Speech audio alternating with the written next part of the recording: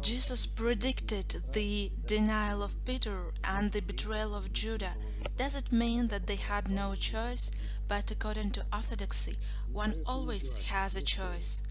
Of course, it doesn't mean that they had no choice.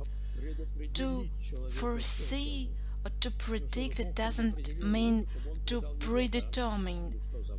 Could God predetermine Judah to betray him? It is silly. Christ saw the state of his soul. He picked Judah to be one of his closest disciples, hoping that he would get saved. But he was avaricious. Money meant everything for him.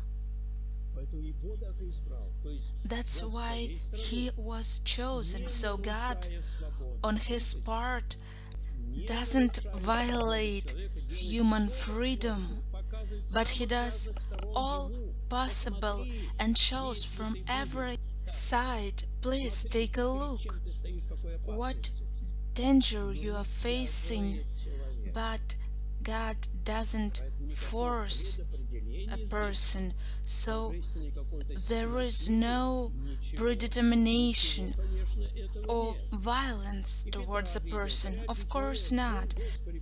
And Christ saw Peter, who claimed to be ready to die for him.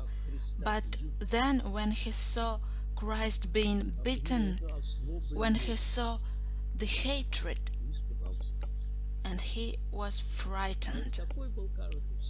But he seemed to be ready to die, and again Peter saw who he was in reality, but not in his imagination. As long as everything's fine, I'm a great friend. But if something happens, and there was a denial. One woman told me when at the times of war she was a store manager and people were bowing to her, and when she left her position, people were crossing the street in order not to meet her. So there is no violation of people's free will.